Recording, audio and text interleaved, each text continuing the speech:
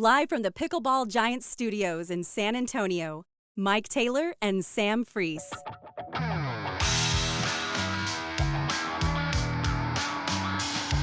Well, like the Cowboys, I've mailed in the last post-game show of the regular season.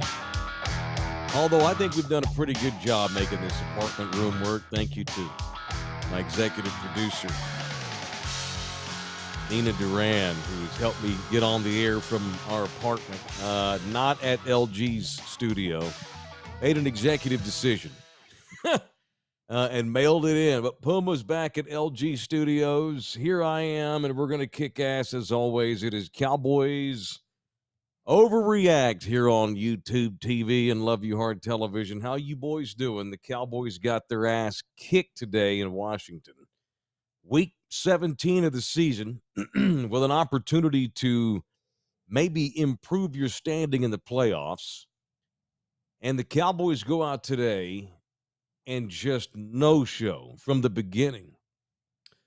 And I thought even in the third and fourth quarter they might get their act together and make a game of it, and they just never did. This is probably the single most disappointing game of the year. Ironically, it's probably the most disappointing game of the year since week one when Dak got hurt and they sucked anyway against Tampa Bay, who they play next week in the postseason. And we're all just going to have to wait and see what the schedule winds up being. But it's a Cowboy team that after a long season in which we've seen a whole lot of good and a lot of bad and a whole lot of genericness, which is the NFL's ID anyway, is generic 8-8 football. Here we go. It's over. It all starts over. And I don't know how you, and Puma and I'll just bring Puma in now. And we were just discussing this before we went on the air. In the NFL, you can't, it's too week to week in the NFL. And in the NFL, you can't ever just point to one game. I know it's hard not to. And we get tempted to say, oh, that was a big game week 12 when they did this. Or that was a big game week 16 when they did this. Or they suck this week, so they're probably going to lose next week. Or they scored 51 on Philadelphia last year at this time, and then they didn't play well against San Francisco, and they got beat. Not one game does not make a trend in the NFL. But if you look at this team, going back to the Houston game, really, that's been 5 weeks ago. 5 games now that included a win over the Eagles, albeit without Jalen Hurts. If you look at the 5 games since the Houston Miracle, in which they should have lost that game and pulled it out of their butts, I don't know how you feel good at all about the Cowboys. That doesn't mean they won't win next week. They may score 35 and be fine. But boy, if you're thinking about betting money on the Dallas Cowboys next week in a playoff game on the road against Tom Brady, you're a wiser man than me, or you're a ballsier man than me, or you're just stupid, because there ain't no way in hell I'm betting any money on the Dallas Cowboys. I don't know how you feel good about this thing, really, at all, other than, well, it starts all the way over, and now the playoffs are here, and all of these silly regular season games are over, and maybe that's the motivator, is that we start over from scratch in a postseason game. But boy, if we're going over the last 5-6 weeks of the regular season, Puma, I just don't know. I don't see how you look at this thing overall and think, wow, this team's ready to go on a long run. I know you've been saying you think they've got 2 wins in them. I don't see it. I don't see it. Yeah, I mean, you add in, everything you said about the Cowboys' performances over the last half a dozen weeks, but then look at, what San Francisco has been able to do without missing a beat with a, rookie quarterback stepping in to take over a roster that has every intention of winning a Super Bowl, has that level of, investment at the skill positions. And they rolled 38-13 in a game today where they were in a similar position to Dallas, where, had Philadelphia fumbled the bag and lost to New York, San Francisco would have been there to gain that, number 1 overall spot. And they went out there and put up a firm win against Arizona, 38-13. And Brock Purdy continues to be able to, at least maintain the confidence you have in that team in terms of their odds to win the Super Bowl, where you can't say that in that same time period since Brock Purdy has assumed that role. Look at what Dallas has done to instill any confidence, and it's just not there. But like you said, it's the NFL. So it's a week to week. Tampa Bay lost to Atlanta today and are hosting Dallas in a first round matchup where Dallas absolutely could go in there and win 35-14, and I wouldn't be surprised. I mean, I think this is still out of all the teams potentially in the NFC playoff bracket, Dallas is still arguably going to play the weakest one in the first week of the playoffs, outside of the Tom Brady factor, obviously. But as a team, that's the weakest NFC playoff team, and Dallas gets them week one. So if you're telling me, am I backing off the idea that Dallas is going to play 2 playoff games? No, I still, despite the shit performance today and the absolute disappointment from all 3 phases of the ball today. I mean, offense, defense, and Turpin handing the one of the punt returns right to the defender. I mean, it was a letdown from all 3 phases of the ball today, but it's still it doesn't change my confidence level in what they can do next week against Tampa in an opening round playoff matchup. I think they're going to get their ass kicked. Okay, yeah. I mean, I figured, judging by your tweets, I figured as much. I figured I figured your confidence level could not be any lower. Yeah. Okay, it's the NFL, which means they could absolutely go in there and win next week. They're not playing the 85 Bears or the 92 Cowboys. I think that Green Bay's better than Tampa Bay. I think Green Bay would beat the Cowboys right now. I think the Giants would probably beat the Cowboys. I think next week's Dallas-Tampa Bay game is a matchup, and this goes back to what you just said about how fortunate they are to draw Tampa Bay, because that division shit, and if it weren't for that division, Tampa Bay wouldn't even be in this tournament. You're going to see Tampa Bay may be the weakest team in this tournament. Dallas is the next weakest team. This is the 2 weakest teams in the NFC playoffs next week. It's a play-in game. The Giants are a 500 team. The Cowboys are a 12-win team from the same division. I think now, based on what I've seen, the Giants I'd take New York over Dallas. A better chance to make a deeper playoff run than the Cowboys right now. That's why I say I agree with everything you say. Beat the Vikings next week. They might, because the Vikings are frauds. And this goes back to my bigger point of... But they're both better than Dallas. The point, it's about the Cowboys. The Cowboys are not good. But they're not good. The 12 wins and the previous 18 weeks have to be worth something. And those 18 weeks show me that Dallas, on their best Sunday, are a significantly better team than the Giants. Dallas, on their average Sunday, are still a touchdown favorite team better than the Giants. I don't think, I would argue, right there, Tampa and New York are absolutely at the bottom of the NFC. But then you even said, you take Packers over Cowboys, and that's where there's a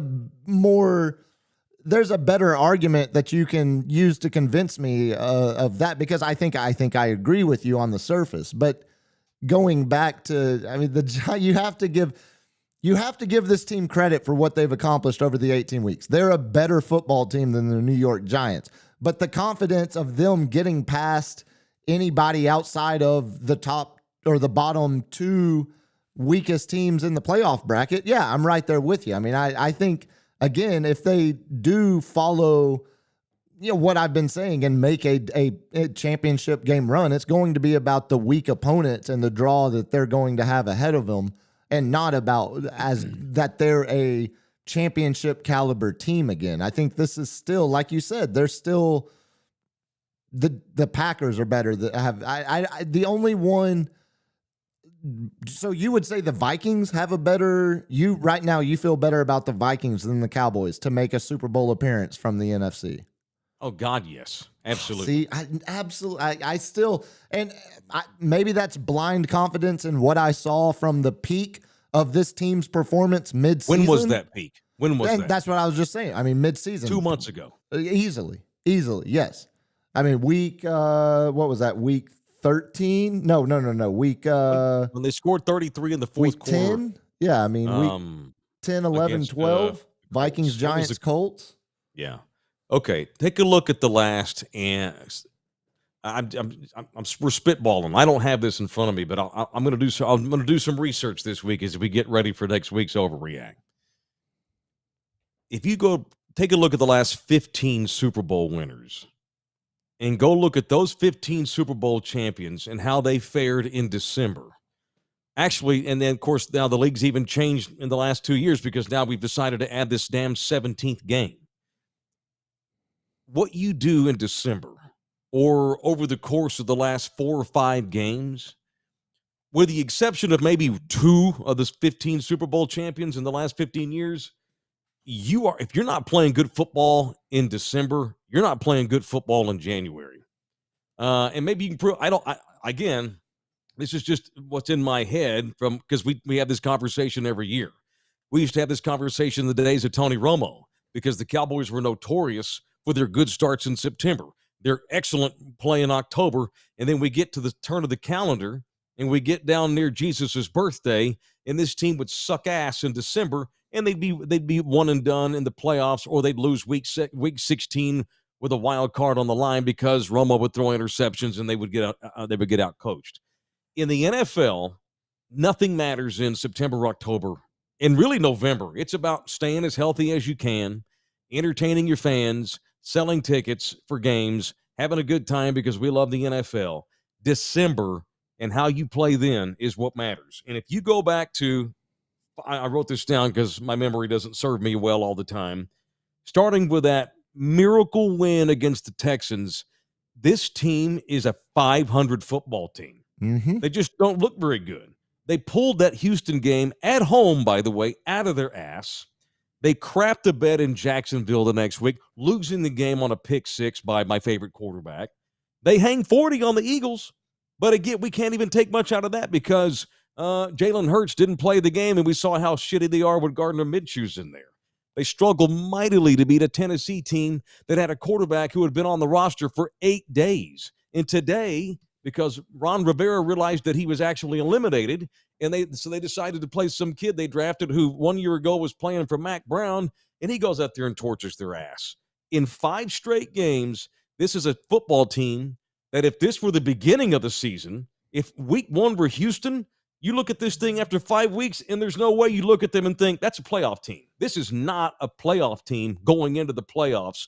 But because they won a bunch of games 2 months ago and 7-8 weeks ago, because they get to go to the tournament. Because they had their first back-to-back 12-win seasons in over 2 decades. Because they get worse won by the 12 week as games, a team. Because they won, 9 of those games in September, October, November. I mean, I agree with you. I agree with you to an extent. There is value in the momentum of being a well-oiled machine going into the playoffs, and that is not where the Cowboys are at right now. I'm not arguing that, but you can't just completely throw away the success that we've seen from this group, specifically They're this not group. the same group. Why? What leads you to say that? Because I see a lot of the same guys out there on the field. I see a banged up Micah Parsons that's not as effective. I see a inaccurate Dak Prescott today, but I also see a Dak that has been hitting receivers in the hands and having them bounce off for interceptions. That's part of the problem. Uh-oh, where'd you go? There he goes. Are we still on? LG good? Is he on shrooms again? I think we had a power surge. We're good. We just lost the light for a second. Oh, okay. Oh, well, that's funny. Okay. I'm sorry you were rolling. I don't want to cut you off. No. I think there's a quick rush to throw away any chance this team makes a playoff run based on today's performance, which I'm not doing that. It's about I the last don't agree. 5 games. And I know you're saying that, but even if you're going the last 5 games, you can't just say the first 13 or 12 were not also what this team can look like on any given Sunday. Is Micah Parsons going to be healthy next week? Are there 3 secondary guys that started opening week in the Tampa game? Are they going to all of a sudden miraculously come off That's a IR minor next week? detail. Okay. That other side opposite Is of Terrence Steele Trayvon going is to a have bit of an issue. Is Terrence Steele going to have a miraculous recovery and the offensive line gets back to the same unit it was 2 months ago? Still one of the healthier offensive lines going into the playoffs. You said this about Dak too. They and had you no mentioned Dak push today. And you and this show, our show, constantly has to be the consistent show when it comes to the analysis of Dak Prescott. We come off as Dak defenders, and we're not. We're simply a show that tells you how things are. Dak Prescott gets tore up all the time by a lot of you viewers and listeners, and you don't have any effing idea what the hell you're talking about. I don't think that this show overrates Dak. I think that many of our viewers underrate him. But it's still a team that turns the ball over. So whether it's Dak had a bad pass or a kid ran a wrong route, and this has been a problem too. And I'd love to have some offensive line coaches on this radio show maybe soon or something, because I don't think this thing pass protects as good as it did either 7-8 weeks ago. Seems porous. Yeah. And you throw the bobbles in there. I don't give a shit how you turn it over, whose fault it is. It's a football team that turns the ball over all the time. And how many times? When's the last time in your life have you seen this many fucking pick sixes in the last 5 weeks of the season? It's not that he throws interceptions. He throws touchdown passes to the other team. I've never seen anything like it. Really bad. This thing's cursed. Every pick's going to the house. You can't have it. They cannot turn the ball over one time next week. I think that, honest to God, and again, I'm not trying to overreact to this one game, and I know the show's called Overreact. This is about a culmination of the last 5 games. I think it's possible that if they don't come out and play well early in the game next week on the road, I think the game could get away from the Cowboys. Man, you may think I'm nuts. I can see Tampa beating their ass 41-20. I think they may get slaughtered next week. This is a team that sucks right now. They suck. I think they can get certainly better than they played today, but can they approach the levels that they were 7-8 weeks ago? I don't think they can either. And thank God they drew Tampa Bay. They got a fortuitous draw. If they were going up to Minnesota, I think they'd be in worse trouble.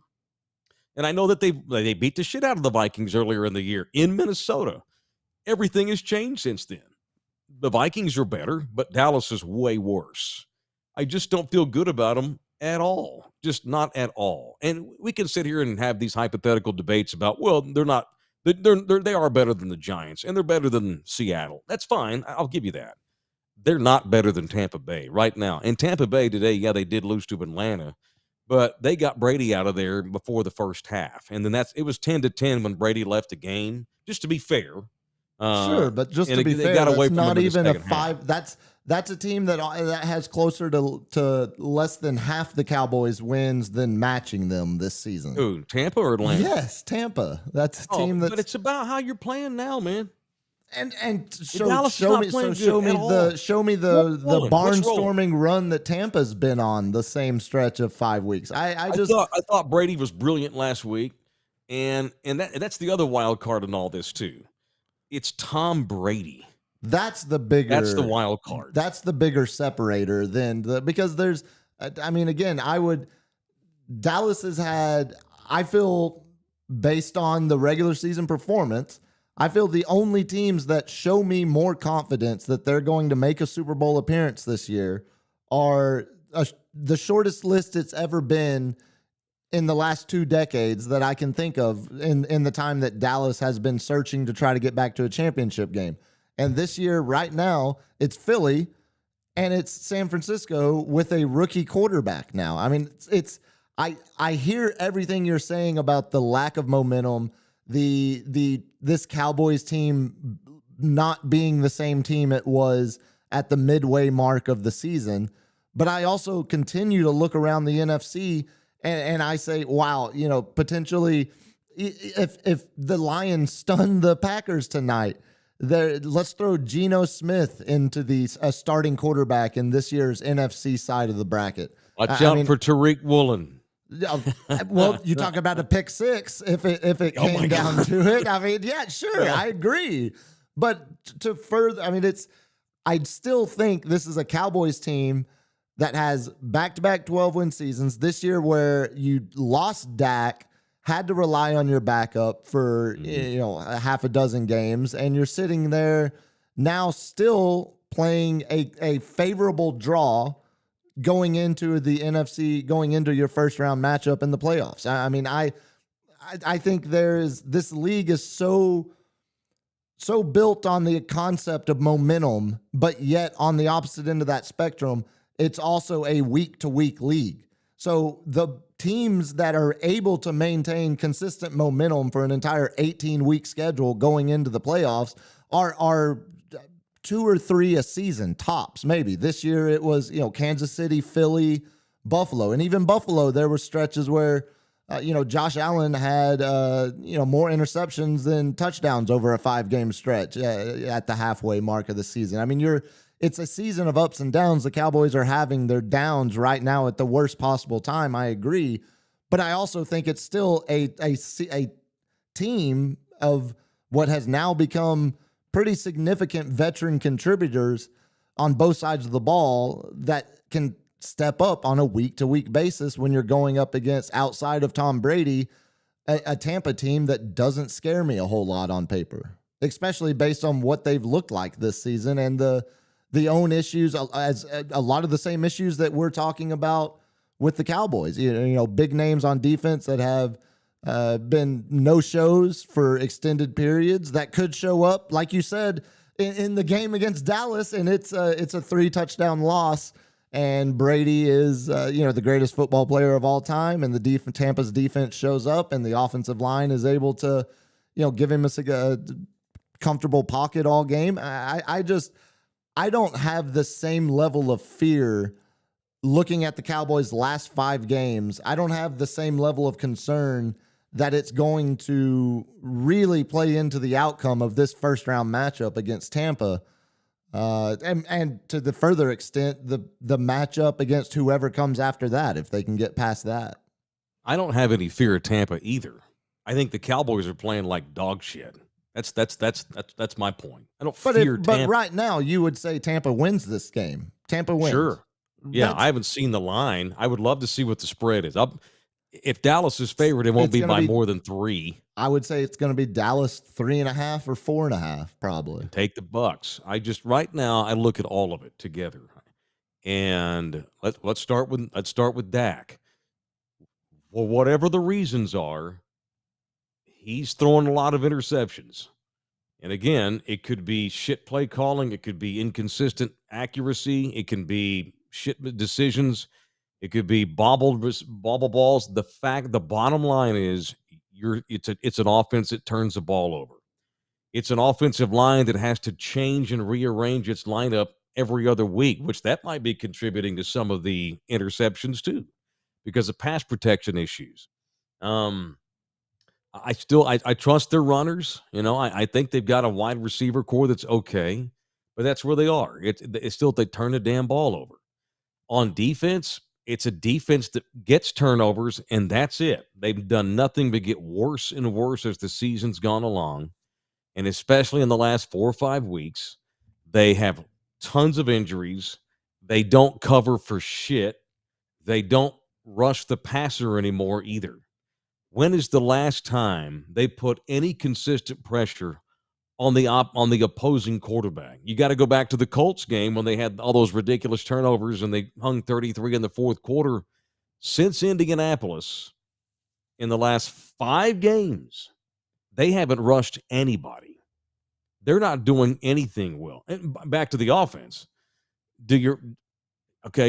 I'll give you Kellen Moore calling plays in a postseason game, and I get to have Todd Bowles as the guy calling defense next week against Kellen Moore. Hell, I even like the Todd Bowles matchup right now. I just don't feel good at all about them. And all I will give you is that it's the NFL, and God only knows. I can only go on trends and base my analysis on that, and I reserve the right to be wrong, but that's how I feel. I'm strong on this right now. And you mentioned how week to week the season is, and you're right, the regular season. But once you get to the playoffs, and the 80% of the teams in the league that suck get sloughed out, it's less week to week in the postseason. Like you said, it's really a two-headed monster in the conference. And normally, and that's another thing I need to go back and look at this week going into next week's show. Now that the playoffs are here, if you go back and look at recent history, the last 10 years or so, normally, and of course there's caveats to all, and there's exceptions to all this, but for the most part, the percentages are the wild card week tends to be kind of wild ass, and we see upsets and shit. But once we get into the later rounds in the postseason, normally things start to kind of take care of themselves, and the big dogs normally start eating in week 2 and 3 in the postseason. I guess my point is, it's not as week to week in the playoffs. It becomes more about matchups. Whether you play on the road or not matters. How good your quarterback plays, and how good your coaching staff comes up with a plan to put guys in the right position. And I look at all those things, and you tell me one area right now. Hell, the fucking punter who's going to the Pro Bowl, he dropped the fucking snap today. Can you give me one area right now? Give me one area with this team, players on all three positions, sideline personnel, where you feel good about them at all. One. Cowboys doctor always looks good in his cowboy hat and boots and Wranglers. He does look great. I love those Lucchese boots are tremendous. Yeah, he always looks the part at least. No, I mean, again, it's not the ideal momentum to carry Certainly going into not. the playoffs. I agree with all that. Yeah. But I also just looking at it, it looks like Vegas has, Dallas as an early 3-point favorite on the road against Tampa. Do we have a schedule yet, or will we not have one till after tonight? Nothing finalized, but the early reports were that this could potentially be the Monday night game next week. They're going to want, Dallas versus Brady. Fun. Yeah, that would be fun. See that. Yeah.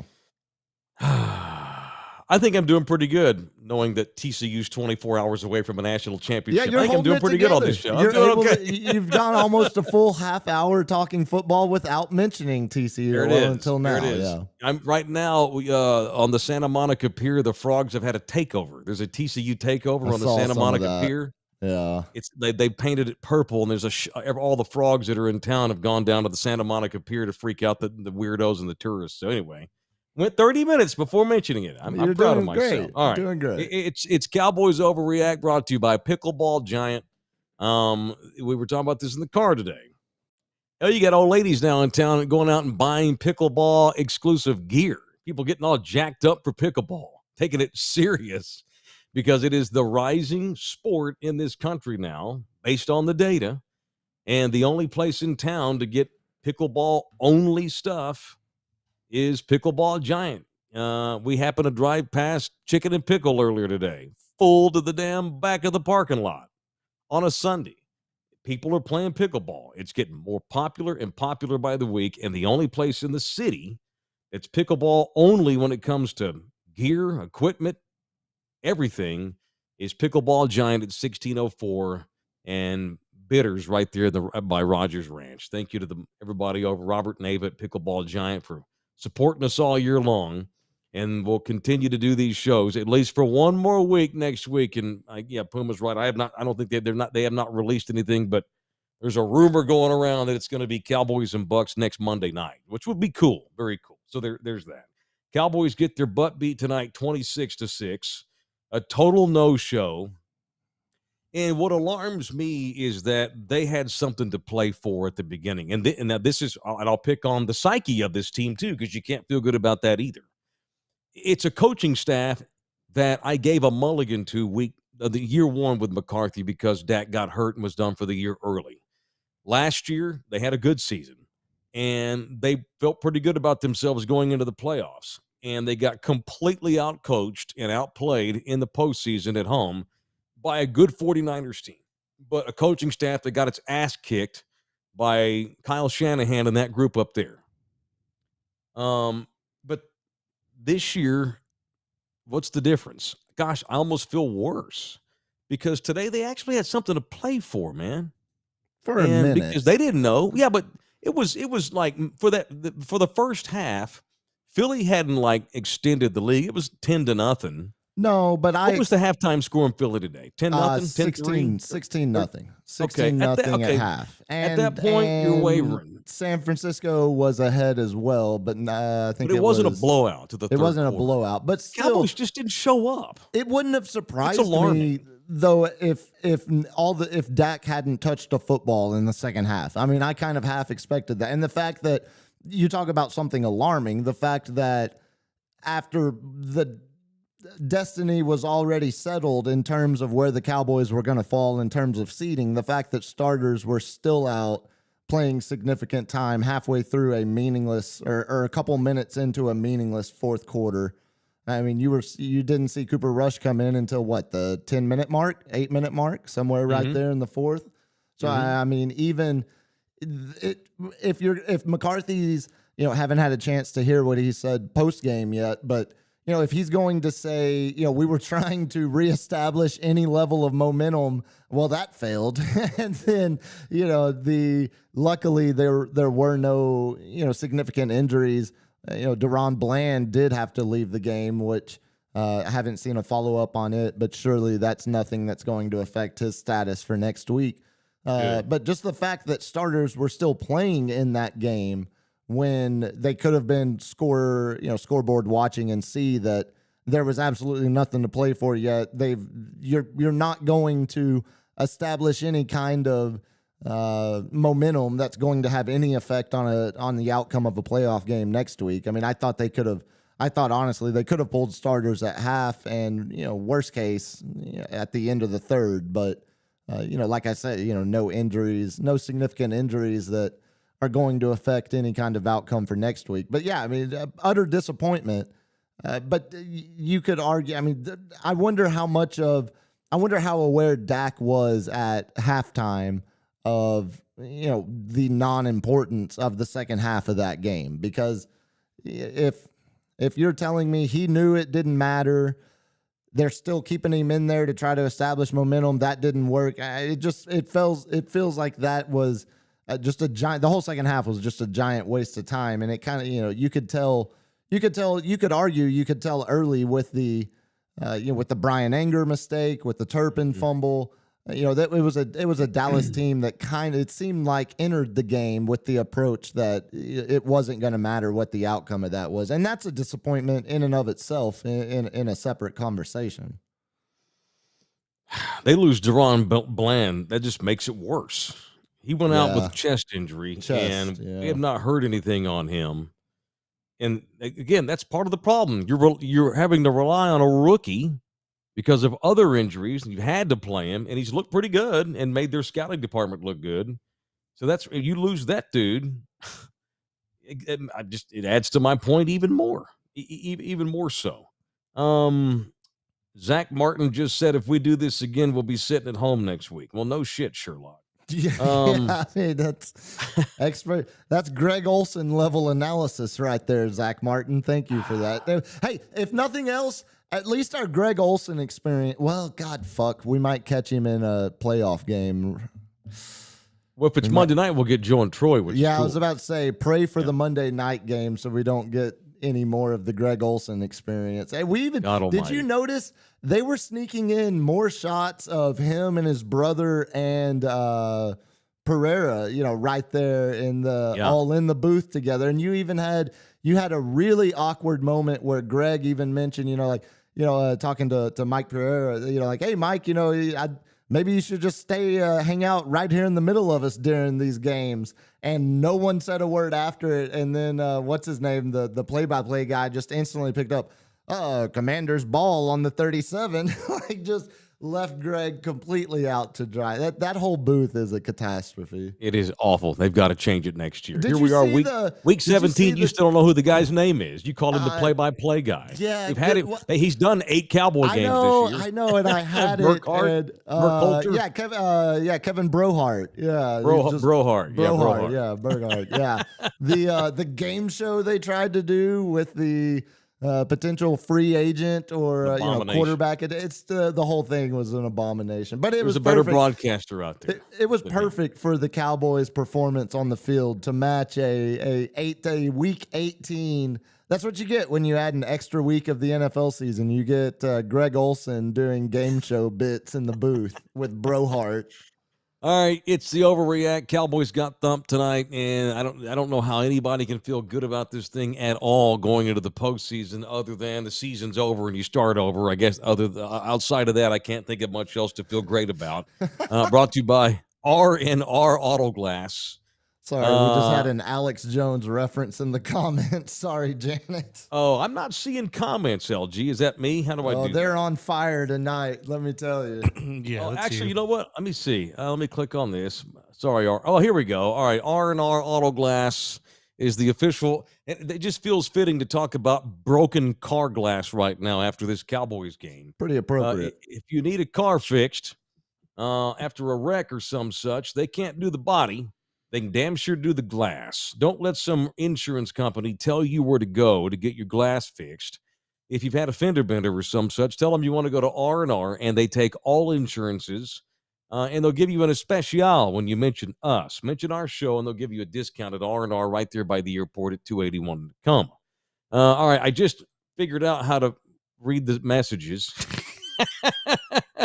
Sorry, Lawrence. You could have told me earlier. Why don't y'all help me? Why don't y'all produce? You're still adjusting to the new setup. It looks great, by the way. I like Marty's art that you've added to the wall back there with McGruff. Yeah, Nina. I see my tape player in the background there. That's nice. Yeah. Got McGruff. That's an original McGruff. What year was that made, babe? 1981 is when that was made. That McGruff the Crime. Where did you Dog, even original? Where did you even purchase a McGruff the Crime? Or where did you get that? Come across? How did one come into possession? On eBay. Okay. See, I just wonder what were the I've only ever seen the PSA McGruff commercial animated. I've never seen the.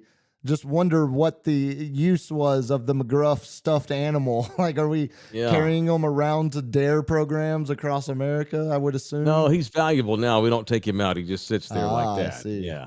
We got one of the McCown brothers in here. Well, one of the McCown family members anyway. Cousin of the flying East Texas McCowns. Hey, McCown transferring back to UTSA from Colorado, too. Todd's in here. Funny how we start sucking ass towards the end of the season.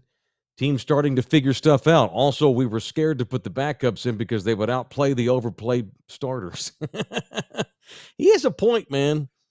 It's funny how the Cowboys tend to suck over the last 15 years when it comes to the latter parts of seasons. Because now you got tape on everybody, and guys have gotten hurt, and the league's figured itself out. I mean, I guess we're kind of dogpiling on the Cowboys here, but you can't dismiss that. The Washington, they looked at tape this week. They prepared for the game with their never started in his life quarterback. By the way, how about Ron Rivera? So, by the way, that guy's a badass. And as your boy Greg, Third Leg Greg, and Rex Burkhardt, or whatever his name is, pointed out 10 times, they have everything but quarterback in Washington to go on playoff runs. They just can't seem to figure out quarterback. The coaching job that Rivera did this year was as good as Dan Campbell's in Detroit. And Dan Campbell has a quarterback. Well, a decent one anyway. And Washington doesn't have Ron has. Yeah. Look at the job the former Redskins turned Commanders did this year. And go back to August. You're going to doubt my playoff opinions? You want to doubt my football talking ability? Somebody that does talk radio in this world said in August that the NFC East is going to be exponentially better this year because of my ability to analyze football. All 4 teams wound up going 500 or better. About that. Football talking sumbitch right there, brother. There it is. Can you believe that? You got 3 playoff teams, and the team that finished in last place still went 500. No, the NFL, man. I'm still amazed by the accuracy of your NFC East prediction. I'll be bragging about this for 20 years for good reason. I mean, sure. I thought it was a pretty clear, predicting that the Eagles would do what they do. or what they did, and then the Cowboys would follow up with a 12-win season, that felt like that's not going out on a thin branch. I mean, that's a safe prediction. What the Giants and more so what Washington was able to do and almost, wouldn't, make it till the penultimate week of the season before being eliminated from the playoff race. I mean, that's the part of your prediction that I had no faith in when you made it. I mean, looking at Washington, you're absolutely right. They're one position away from being a absolute issue for the NFC for multiple years, because not only do they have the other pieces around a potential franchise quarterback, they're also young and they're controllable pieces, and they're they're outside of the quarterback position. They have all of their premier positions locked up with guys that you can feel comfortable casting out for the next 6 to 8 seasons to be menaces, in the NFC and the NFL. The Giants one is the one that, to see Saquon bounce back the way he has, get back to looking more like that player that we've seen him consistently be in the NFC East. Seeing, Daniel Jones making the question for the Giants that much more difficult of whether they do finally commit to him long term. I mean, I hope they do as a Cowboys fan, but I also just saw Daniel Jones carry that Giants team to a playoff berth. So, I mean, those are the two that I, looking back at our early season, preseason predictions, you should be proud of this one for a long time, because I can't believe both those teams are now going to, because Washington now finished 8-1. So as 500 as you can be. 500, baby. The fact that no team in the NFC East finished under 500, that's amazing. Mike Check's in here. Defund McGruff. Okay. Tress Smith, can we talk Formula One yet? God almighty. NASCAR's coming to COTA. Oh, it's coming back another year. I think that was March, a fun race the first time. Going back real quick, talking about before we get out of here, about the two sides of the coin of the lack of momentum that the Cowboys have right now going into the playoffs this year versus just look at last year. Yeah. They were 5-1 in their last 6 games, and they scored more than 50 points twice in that stretch in 2 of the last 3 games of the season. And then lost in the first round to the 49ers. So you can have great momentum, you can have no momentum, you can be stuck right in the middle of momentum purgatory, like I would say the Cowboys find themselves in right now. And it's at the end of the day, it's all about your confidence level in what your expectations are for this team, because I think they are exactly who we think they are. I think they're a 12-win team that's extremely inconsistent, that on their best day can be the potential first or second best team in the NFC, and on their worst day, they lose a tough early first-round matchup against Tampa. But on average, I think they're going to find themselves in a deeper run, again, going back to just the confidence I have in everybody else. All right. If they win next week, so the matchups, it looks like it's going to wind up being, it depends on what the Packers do. I think the Packers are going to win tonight. I would assume. It doesn't matter. That's either going to be the Packers or the Seahawks. Let's say Green Bay wins, because you and I both think they're going to. You're going to have, I think that means you're going to have the Packers go to San Francisco. The Giants will go to Minnesota, and the Cowboys will go to Tampa. So if the Cowboys do win next week, then you're probably looking at a trip to Philadelphia, because because Minnesota's a higher seed than Dallas. Oh yeah, you're right. Yeah, so you'd be looking at Philly. If they're going to get those 2 playoff wins that you keep saying they can, they got to beat Philadelphia week 2 if they win next week. This thing's just set up for them. They just aren't any good, and I think that. And I do want to be wrong, and I hate when we disagree this much. I hope we're sitting here next week, and I'm wrong, and that's fine. I don't care, because me being wrong means my team wins, and we get to do another one of these shows. But I do think we're going to sit here, and it's going to make a lot of sense. The shit that I'm saying tonight, when they go out next week and they get out coached, and Dak throws a pick, and Tampa Bay plays the best game it's played all year at 8-9, and Tom Brady's razor sharp, and Galveston's own Mike Evans embarrasses the shit out of these undersized backup corners. Nashawn Wright just abuses. And Chris Godwin torches their ass all night underneath. Sure, yeah. Then we're gonna, I think, in a week's time, we're gonna be saying, "Wow, yeah, we saw the signs; they were there." And that banged up mash unit offensive line for Tampa is able to prevent the Cowboys' defensive front from creating any kind of pressure. Yeah, by the way, we pick on Micah. Where the fuck's Tank Lawrence been for the last 6 where's weeks? Dorrance Armstrong been after 6 sacks in the first 10 games of the season? I mean, Micah had what? How many sacks does Micah have? What did he finish with? 13 sacks? I think he's at 13, right? But he had How many 12, did he have in the first 2 months? He had 12 through the first 12 games, right? Wasn't that 6? Is that what it is? He had 2 sacks in 6 of the first 10 or 12 games. I want off the top of my head, I can't remember, but yeah, I mean it's been a substantial wall the last 5 weeks. Sophomore slump, and he's been hurt all year, and the double teams are probably just taking a toll. But hey, Tank Lawrence, take advantage of the fact that the kid on the other side of you gets doubled all night, and he hasn't. You know, Tank had a good season last year, kind of a resurgence, and had a good first. You know, he was. Then he got hurt, but when he got back, he was okay. I think all the injuries in the secondary have just really screwed this thing, and I think it's probably had an impact on Dan Quinn's game planning because he's got to protect them. And he's playing a lot of coverage, which means he's probably not. And of course, I don't want to sit here and act like I'm some sort of football expert on defense, but I think they're running a lot more of that cover 2 with the robber across the middle. In layman's terms, I think because to make up for all the corners and safeties that have gotten hurt, Quinn's had to play more coverage, and he's not rushing as much as he used to be able to. The old peel the ears back and go after the boys. That's great when you got healthy corners. Well, that's great when you got Dion at corner, but this thing doesn't have that. And even add into the fact, as surprising as it as surprising as it is that we're going to say this as we sit here and do overreact on the season finale. The fact, add losing Leighton Vander Esch into that as well, and add losing a tackling machine across the middle that can.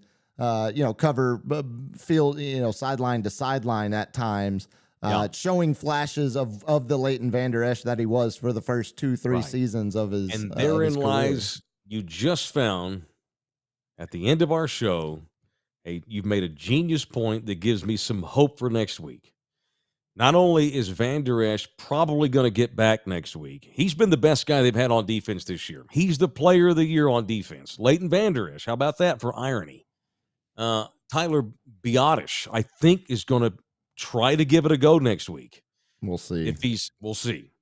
They've missed him. I think McGovern's been serviceable at center, but they've jumped. Once again, they're having to jumble around, run guys at positions they haven't played in years or ever. Tyler Smith ought to be, I don't know who's going to be the rookie of the year. If there's a better rookie offensive lineman, I don't know who it is. He should be the rookie offensive lineman of the year with what they've asked him to do. It's been a bunch of car parts and spare tires all year, and they've been able to win 12 games, and it's remarkable, and they should be commended for that. But all that, I think, is just kind of snowballed on them in this last part of the regular season, and they're in a bad way. Maybe Biotish plays next week, and you can shift everybody kind of back to what they're used to doing. Vander Esch, I think, is going to have a hell of an impact. Who knows? Maybe Micah gets 2 sacks next week because Vander Esch is out there, or maybe Vander Esch has another 10-tackle night because they don't game plan for him. So therein lies, I think getting him is a massive, massive thing next week, and I think he's going to give it a go next year. Or next week. All right, JM Pool and Spa is the official pool and spa provider of this show. The swimming pool and spa specialist of North San Antonio and the Lower Hill Country. Been around for a long time, family owned and operated. If you have a pool, that's fun. If you have a spa, that's cool too. If you got both, that's really cool. But keeping them clean and up to speed when it comes to the maintenance is a pain in the ass. So whether you're a company, apartment complex, individual home, our boys at JM Pool and Spa want to help get rid of all the headache of having the pool. It's like you just have to worry about swimming and having fun. They'll take care of all the rest. It's wintertime, so people are in their spas more now. And if it's been a minute and that thing needs a nice, good scrubbing, professionally done, my man at JM Pool and Spa can take care of it. All right, so don't know when we're going to be back next week, just whenever the game is. Puma saw a thing online that there's rumors going around that it's going to be Monday night. The league probably wants to see if Green Bay gets in, because Green Bay's a showcase team. Seattle is not. If the Seahawks make the playoffs, we may see I don't know. Who knows? Wanting Dallas and Tampa Bay on a Monday night equals Buffalo ratings. And I think that's probably what we're going to wind up seeing. But whenever the game is, we'll obviously have an extended react next week. I will be in the hellscape doing this show next week. I'll try to post up someplace that looks cool whenever the game is going to be. Here's my problem. No, we're good. If the game's I fly back next Monday. Yeah, I was just thinking about that. What time? Oh my God, am I going to be available? These god dang Monday games. Let's see. What time's my flight next week? I fly over. Okay, I should be good to go. Let me see. Hang on. Don't go anywhere, Puma. Don't hang up on me yet. Let's see. Yeah, okay. Pull up my itinerary. Now we've turned into a show production meeting here at the end. Yeah, it's like I'm on speaker. Hey, hold on. Okay, hold on. Don't go hang anywhere. On, dude, hold on. Let me look at this. So Monday, January the 9th, that is my flight tomorrow. What the hell's my comeback? Where's my return? Okay, where the hell's my itinerary? Son of a bitch. Puma, say something funny. Okay. Something no, funny. That ain't it either. Yeah. Well, here, make a joke. Say something. Make a point about football. I looked okay. Yeah. Here. I might miss next week. I was about to say, as you in real time come to the realization that you might be on a plane, you'll be fine as long as they have Wi-Fi. You can still get the games. But I can't do post game, is what I'm saying. Oh well. No, yeah, we should be good. No. We can. I think it's like I think it's an 8:00 Hawaiian time flight, because I don't get back in San Antonio till the next day on a Tuesday, so I should be good. If it's 8:00 Hawaiian time, it'll be 9, 10, 11, 12. It'll be midnight in Texas. I might have to do post game show from the airport. Hellscape. Yeah, I may do it. Yeah, I may have to do post game from the airport. Yes, I hope you do it from the terminal. That'll be spectacular. It would only it would, and I hope it's a loss, because that would only be the appropriate way to end our first season of Overreact on Love You Hard TV, with doing a Cowboys loss Overreact from the terminal of the hellscape. Hawaii's just going to be a massive ass whip all the way to the bitter end. All right, so that's it. We're done. Go Frogs. I'm nervous as hell. Can't wait for the game. I hope we don't get our ass beat tomorrow night. So I got to go to Hawaii tomorrow, and so I won't be on the radio show this week. But I will be. I'll be on the phone. I'll be on the phone doing segments and stuff. So we'll overreact tomorrow again on the radio show from 4 to 7 on Ticket 760. We'll do this show again next weekend whenever they play. I guarantee I get it on. I think I do fly late, so I should be good. And we'll talk Frogs tomorrow if you want, but we can talk a lot about this or whatever Puma wants to get into tomorrow. He's hosting. Is Andy on with you? Who you on with? Just you and the kid? No, I think I'm going to have Uncle Andy live from No, he's going to be doing it from the coach's show from Chicken and Pickle. So it'll be cool. It'll be me and Uncle Andy, yeah. Okay, good. All right, last week to go to Hawaii to cross all the final T's and dot all the damn I's, and then no more of that business unless I'm going there as a tourist to see kids. Love everybody hard. Thank you, Thunderdome. Thank you to Nina, our props director. Thank you to DJ LG. That's a great ring light you got there. Thank you. Like my ring light? Yeah. Designer, I should tweet that. I should tweet that picture out. That's funny. All right, we're done. Radio Mañana, this show next weekend. Thank you, boys. Cowboys lose. We'll know who we probably know who the opponent is, but we'll know when the game is by tomorrow. We'll do this all again. You boys have a good night. Love you hard. Talk to you later.